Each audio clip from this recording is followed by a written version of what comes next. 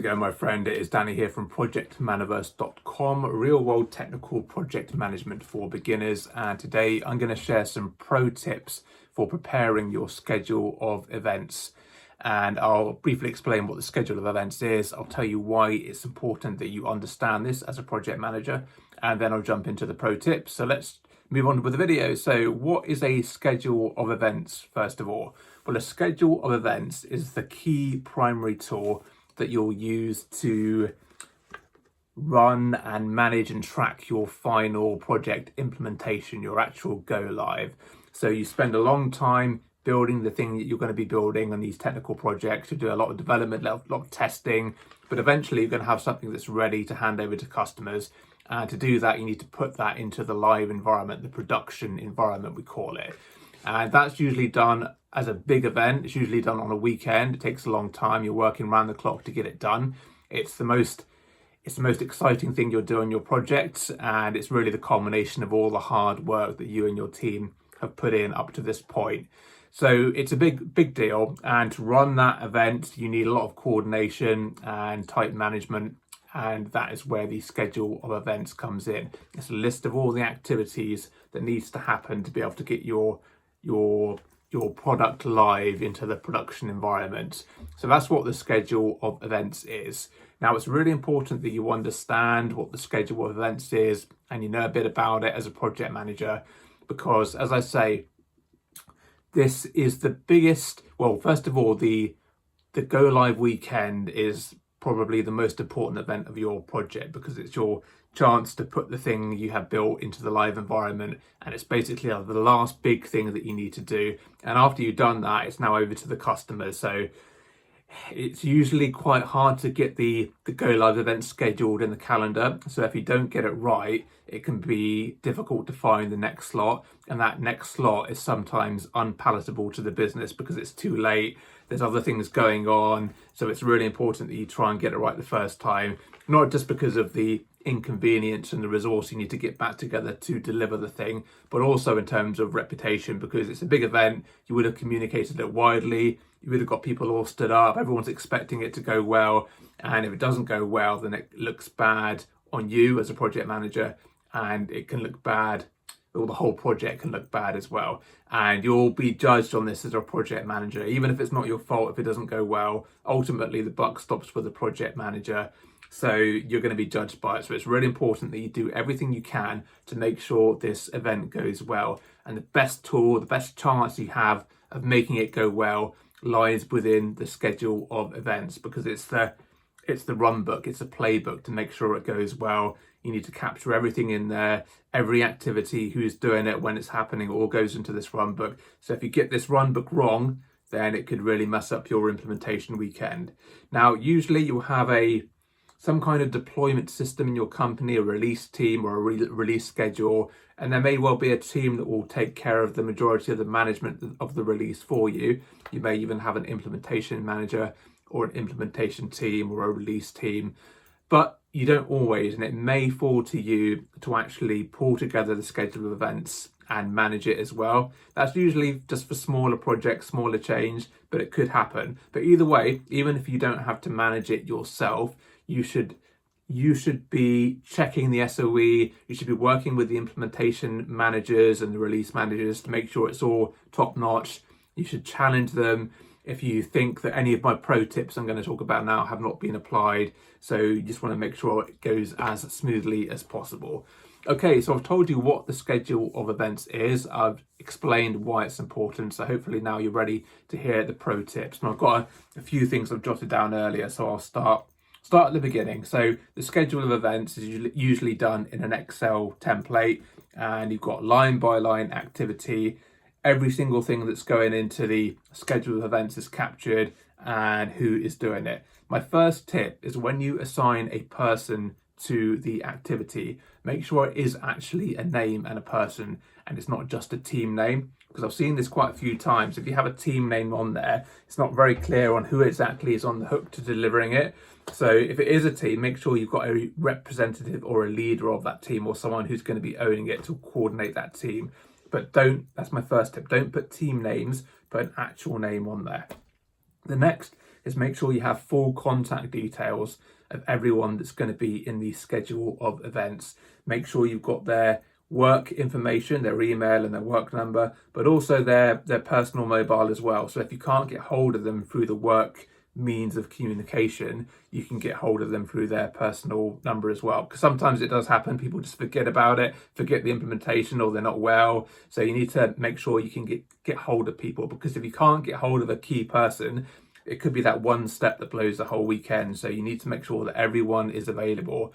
What you should also do is, in the contacts tab of the spreadsheet, make sure you have their escalation point. So if you can't get hold of them through their work details, then you can't get hold of them through their personal mobile, then you need to escalate to someone, so you can call them and say, look, this person is supposed to be doing this activity, we can't get hold of them, what do we do? So you've got that escalation point. That's tip 2.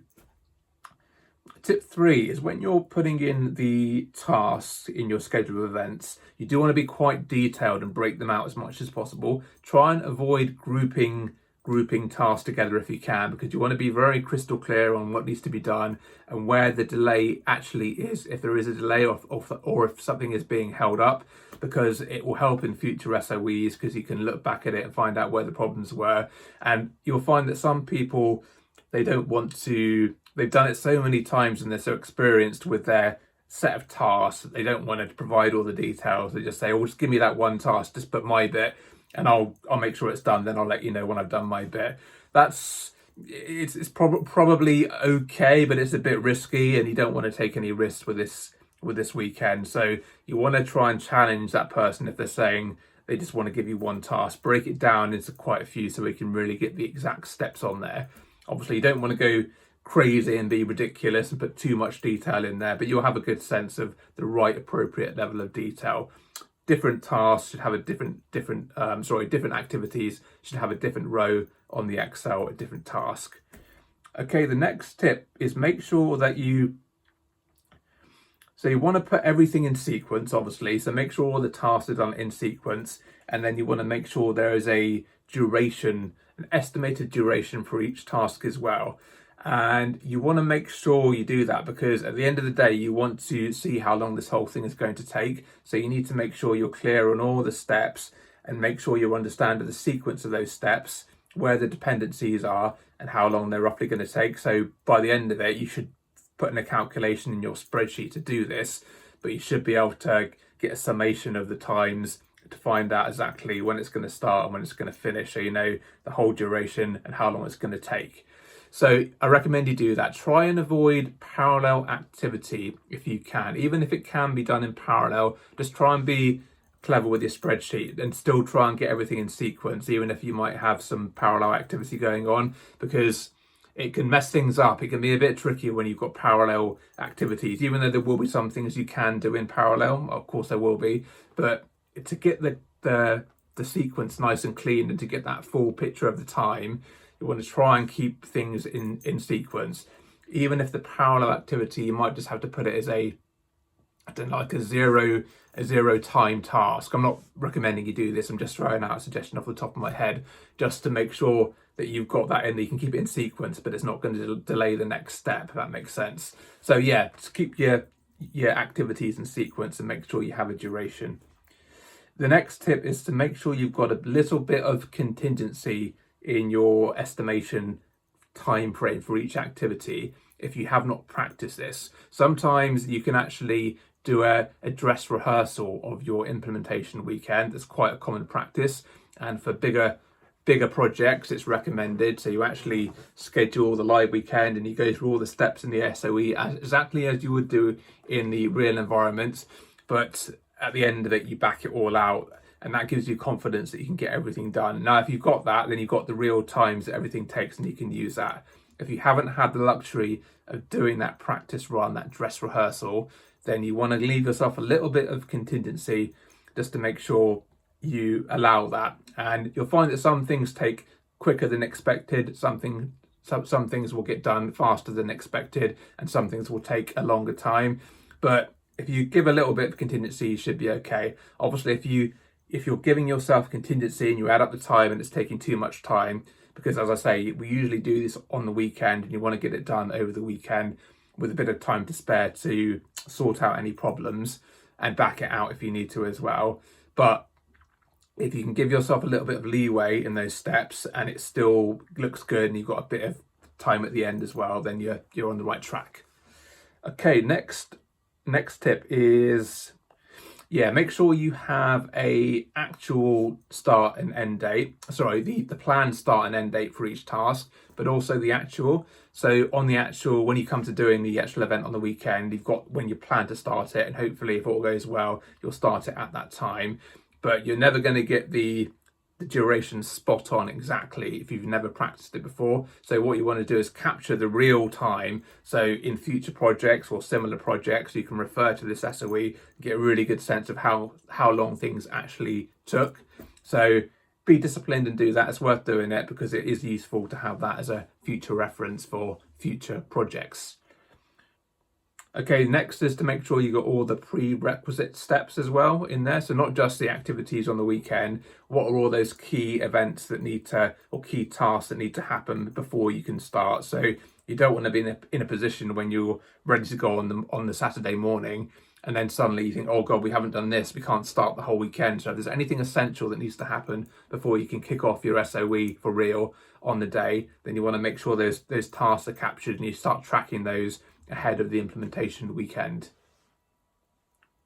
Next one, this is a big one. Just make sure you have one version of the SOE and keep it locked down and make sure people can't get into it too easily, because if you have various versions kicking about, that's very risky because you don't want to go into and I've seen this happen, going into the implementation weekend and you haven't got quite the right version and some of the things aren't quite right.